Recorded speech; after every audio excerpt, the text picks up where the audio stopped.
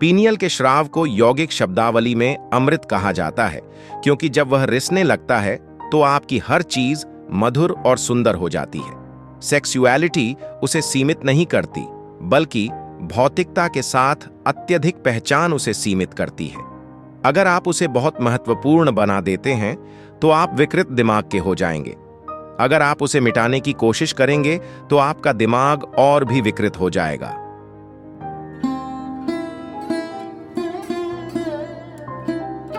एक 92 साल का बूढ़ा आदमी फुल मेडिकल जांच के लिए अपने डॉक्टर के पास गया। डॉक्टर ने उसकी जांच की और वह बोले, मेरे बुजुर्ग दोस्त, अपनी उम्र के हिसाब से आप बहुत अच्छा कर रहे हैं, सब कुछ बहुत बढ़िया है। मगर उस आदमी ने पूछा, डॉक्टर, मेरी सेक्स लाइफ का क्या? तो डॉक्टर ने पूछा, उसके बारे में सोचना या उसका सपना देखना? आप जितना किसी चीज के बारे में ना सोचने की कोशिश करते हैं, उतना ही आप उसके बारे में सोचने लगेंगे। मन की प्रकृति ही ऐसी है। तो कई वजह हैं कि कोई व्यक्ति सेक्स में लिप्त होता है। कुछ के लिए वह सिर्फ सुख है, कुछ के लिए यह बंधन और साहचर्य को मजबूत करने का एक तरीका है। वरना लोग महसूस करते हैं कि वे एक दूसरे से दूर हो रहे हैं। वे भले ही ठीक हों, मगर बहुत से लोगों के दिमाग में यह बसा होता है कि अगर वे सेक्सुअली सक्रिय नहीं हैं तो वे वास्तव में दूर हो रहे हैं। यह सच नहीं है। आप किसी से बहुत करीब हो सकते हैं और जरूरी नहीं है कि शारीरिक रूप से जुड़े हुए हों, है ना? मगर समाज के दिमाग में यह होता है। खासकर दुनिया के इस हिस्से में लोग बड़े पैमाने पर मानते हैं कि अगर सेक्सुअलिटी नहीं है तो वास्तव में आपका रिश्ता नहीं है। मुझे समझने में थोड़ा समय लगा कि यहाँ अगर आप एक रिश्ता कहते हैं तो आपसे यह समझने की उम्मीद की जाती है कि यह सेक्स आधारित रिश्ता है, बाकी कुछ रिश्ता नहीं है। अगर मेरा आपके साथ बहुत मजबूत रिश्ता हो सकता है और आपके शरीर से मेरा कोई संबंध नहीं हो सकता, है ना? मैं किसी भी तरह आपके शरीर के प्रति आकर्षित ना होते हुए भी आपके साथ बहुत मजबूत रिश्ता रख सकता हूं, मगर उन सभी संभावनाओं को पूरी तरह नकार दिया गया है। एक रिश्ते का मतलब है कि आपको किसी रूप में शारीरिक तौर पर शामिल होना है। पुरुष स्त्री या पुरुष पुरुष, स्त्री स्त्री, जो भी आप चाहें। मुख्य रूप से यह शरीर पर आधारित है। किस तरह का शरीर, यह व्यक्तिगत पसंद है, मगर मुख्य रूप से यह शारीरिक आधार है। ऐसा इसलिए हुआ क्योंकि कहीं ना कहीं शरीर के साथ हमारी पहचान के सामान्य स्तरों के परे चली गई। ये शरीर के साथ अत्यधिक पहचान है, इसलिए शरीर आधारित रिश्ते समाज के मूल बिंदु बन गए हैं। जो अपने भौतिक शरीर से बहुत जुड़ा है वो स्वाभाविक रूप से सेक्स से प्रेरित है, क्योंकि यही सर्वोच्च चीज है जो वो जानता है। ऐसे तरीके हैं जिनसे आप कुछ ऐसा पा सकते हैं जो इससे कहीं अधिक बड़ा है। एक बार आप इससे बेहतर कुछ छक लें, फिर मुझे आपको बताना नहीं पड़ेगा, इसे छोड़ दो या उसे छोड़ दो, वह वैसे ही खत्म हो जाएगा, है ना? कुछ साधना के तरीके हैं जो सेक्सुअलिटी से अधिक तीव्र हैं, जो सेक्सुअलिटी से अधिक आनंदमय हैं। एक स्तर पर यदि आप इसे देखें, योग के सभी आयाम किसी न किसी तरह आखिरकार पीनियल को सक्रिय करने की कोशिश करते हैं, क्योंकि एक बार जब वह रिसने लगता है तो आपकी हर चीज मधुर और सुंदर हो जाती है। वह एक पूरा भीतरी सुख पैदा करता है जिससे सभी बाहरी सुख बच्चों की चीज की तरह लगने लगते हैं। यही वजह है कि योगी सिर्फ आंखें बंद करके बैठते हैं, इसलिए नहीं कि वे सुख के खिलाफ हैं, वे छोटे सुखों के खिलाफ हैं, बस यही है। तो शांभवी, इससे एक चीज जो होती है, यह पीनियल शराब को बहुत हद तक उत्तेजित करती है, जिससे आप दिन भर एक तरह की मिठास में भीगे रहते हैं। यह आपको परमानंद और आनंद की एक स्थिति में छोड़ देती है, क्योंकि पीनियल ग्लैंड सक्रिय होता है। यह आपके शरीर विज्ञान का एक पहलू है जो आपकी चेतना के काफी करीब है। बाकी शरीर विज्ञान गुजर बसर के बारे में है, मगर पीनियल ग्लैंड आपके शरीर विज्ञान का एक पहलू है जो भौतिक से परे जाने के बहुत बहुत करीब है। यौगिक परंपरा में इस मिठास को अमृत या सुधा या जीवन अमृत कहा जाता है। अगर उसकी एक बूंद शरीर में आ जाए तो अचानक पूरा शरीर शीतल हो जाता है, पूरे सिस्टम में चिकनाई आ जाती है, वह आसानी से काम करता है। शरीर की हताशा चली जाती है, मन की हताशा चली जाती है। अमृत का अर्थ है कि आपने अपना सुख पा लिया है। अगर आप अपने अंदर बहुत आनंदित हैं तो आपने अपने अंदर अमृत पा लिया है। आप सुखदता की चरम अवस्था में हैं। अब लोगों के साथ होना उनसे सुख निचोड़ने के लिए नहीं है। लोगों के साथ होना बस उनके साथ होना है। अब आप वास्तव में प्रेम करने लायक हैं, वरना वह सिर्फ एक खुल जा सिम सिम वाली चाल है। मैं तुमसे प्रेम करता हूं का मतलब है कि चाहे आप पर विश्वास हो या नहीं, उस पल के लिए वो आप पर विश्वास करते हैं, क्योंकि उन्हें भी किसी चीज की जरूरत है। आपको भी किसी चीज की जरूरत है ना?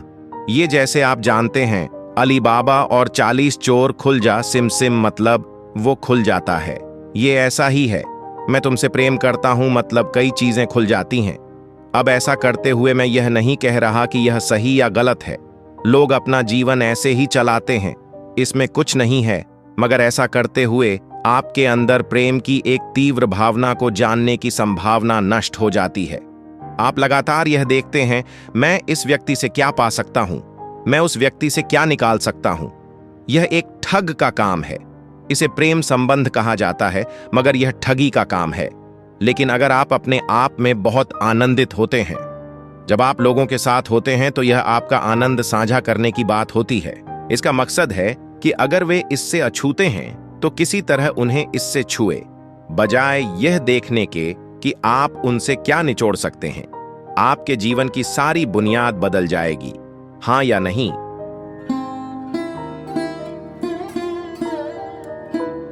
इस अर्थ में सेक्सुअलिटी उसे सीमित नहीं करती, बल्कि भौतिक के साथ अत्यधिक पहचान उसे सीमित करती है। तो असल में यह सेक्सुअलिटी नहीं है जो बाधा बनती है, बल्कि वह भौतिकता से जो जुड़ाव पैदा करती है, वह निश्चित रूप से बाधा बन जाती है। यह सवाल उस छिटपुट जानकारी, उस गॉसिप से आया है जो आपने सुना है कि किस तरह आप अपने ही वीर्य को आत्मसात करके उसे अपनी उच्चतर संभावना तक उठा सकते हैं। हां, यह सच है। साथ ही कोई परहेज के कारण ऐसा नहीं करता। अपनी ऊर्जा को आंतरिक बनाते हुए आप ऐसा करते हैं। सिर्फ ऐसा नहीं है कि कोई सेक्स से दूर रहता है और अचानक उसकी ऊर्जा संगठित होकर ऊपर बढ़ती। यह सच नहीं। अगर आपकी ऊर्जा संगठित होती है और बढ़ने लगती है तो सेक्सुअलिटी की जरूरत आपके लिए खत्म हो सकती, मगर यह आपको अक्षम नहीं बनाती, यह आपको नपुंसक नहीं बना देती, मगर उसकी जरूरत खत्म हो जाती। अब वह एक मजबूरी नहीं रह जाती। और सिर्फ यही चीज नहीं, सारी बाधाएं खत्म हो जाती। मुख्य रूप से अधिकांश सेक्सुअलिटी जो धरती पर है, वो एक तरह की मजबूरी के कारण है ना? वो आदत से मजबूर होना है। जब आप चेतन हो जाते हैं, जब सारी बाधाएं गायब हो जाती हैं, ये भी गायब हो जाती है। सिर्फ इसलिए क्योंकि लोग शरीर पर इतने केंद्रित हैं। वो हमेशा सोचते हैं आध्यात्मिकता बनाम सेक्सुअलिटी, इनका कोई संबंध नहीं है। वो आपस में जुड़े नहीं हैं। एक शरीर का है, दूसरा एक अलग आयाम है।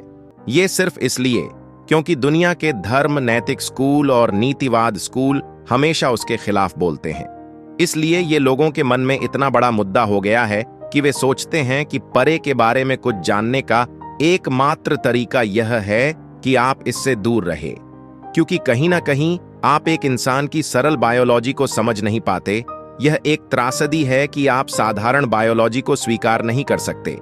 आपको या तो उसका जश्न मनाना होता है या उसे नाली में फेंक देना होता है।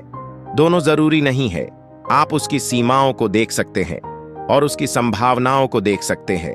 अगर सेक्स की अपवित्रता के कारण आपकी आध्यात्मिकता में बाधा पड़ रही है, तो मैं आपको बताना चाहता हूं कि आपका जन्म ही अपवित्र है। जब जन्म ही अपवित्र है तो आपके लिए संभावना कहां है?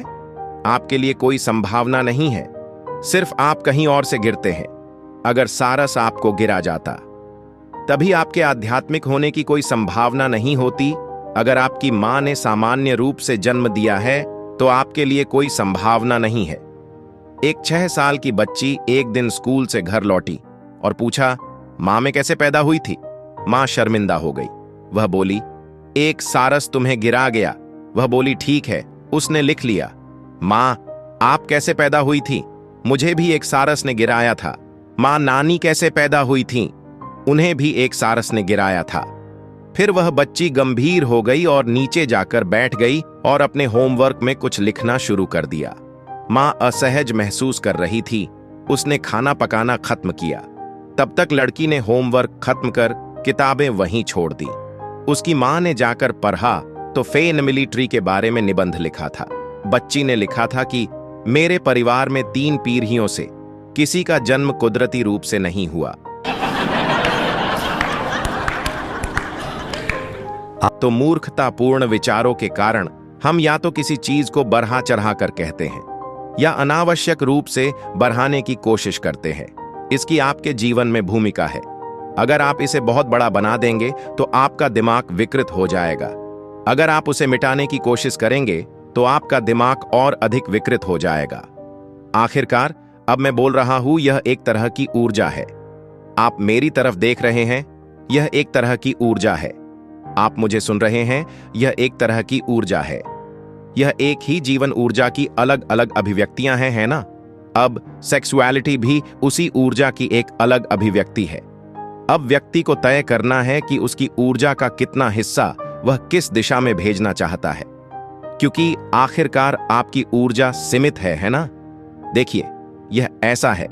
मान लीजिए आपकी मासिक आय $5000 है।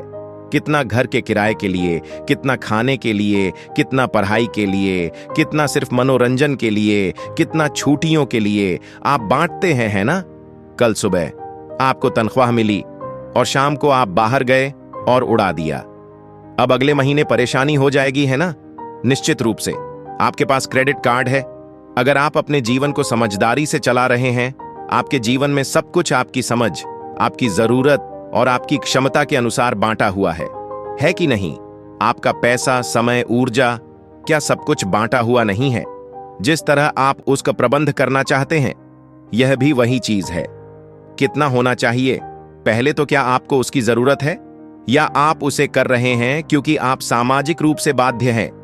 अगर जरूरत है और मैं आपको उसे रोकने के लिए कहता हूं तो आप विकृत हो जाएंगे, क्योंकि वह सब आपके दिमाग में होगा। अगर कोई आपको कह रहा है तुम्हें यह करना है, अगर तुम इससे नहीं करोगे तो तुम नॉर्मल नहीं हो, तो दूसरी तरह की विकृति आएगी। दोनों जरूरी नहीं है।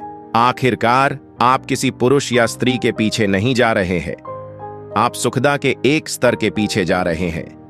एक बार आप एक तरह की सुखदा का अनुभव कर लेते हैं तो क्या आप इसमें और गहराई तक नहीं जाना चाहेंगे?